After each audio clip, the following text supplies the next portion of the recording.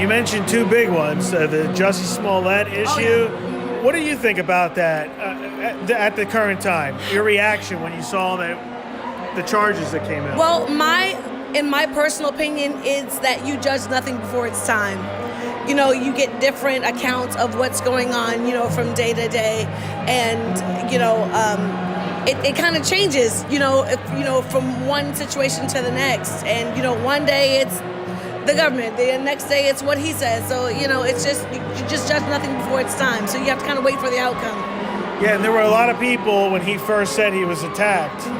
Jussie Smollett, there were a lot of people coming out and saying, oh, I can't believe this happened, and they were automatically assuming it was legit and it really happened. But now later, it seems like some people are deleting their tweets who came out in his defense, so they're kind of backing down now. Seems like a very controversial thing when you look back on it. Well, it's definitely become sensationalized, you know, and as a person who doesn't know Jussie, I just have to kind of go with what's going on in the media and kind of make my own judgment from it.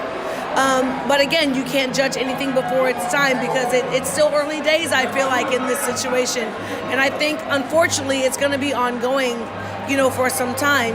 But I feel like the network has made its stance on the situation, and they've decided to take the focus off of what's going on with him personally and concentrate on the show itself. So I think that's what everyone else needs to do in kind. Mm-hmm. And then with R. Kelly, the charges that have come out, what do you think?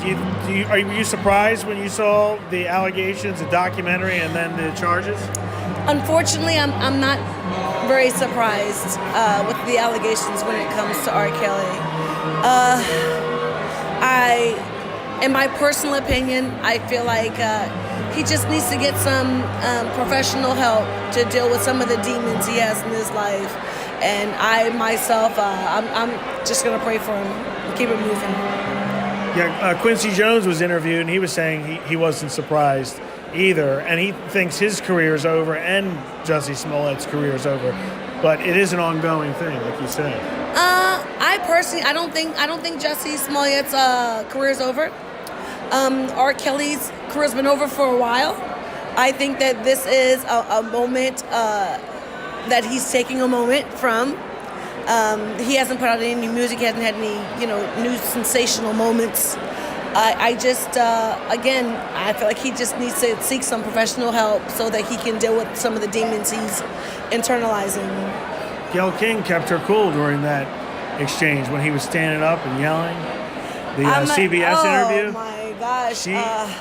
Gayle King is an aspiration for my career. I am in hopes to reach her level of journalism. She is one of the people that I have always looked up to, and as far as journalism and communication.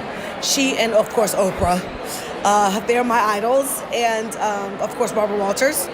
If I can get in a room with the three of them, you know, that's just like, okay, time for death, because I've reached like my ultimate bucket list. And a lot of people were saying too, after watching that back, the attorney wasn't there.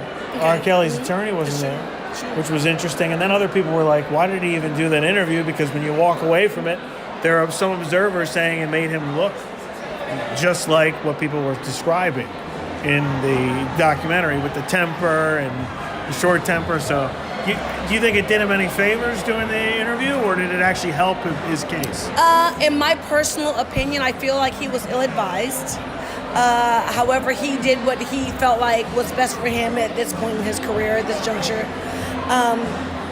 Also, in my opinion, the lady doth protest too much, but he had to do what was best for him at this point in his career.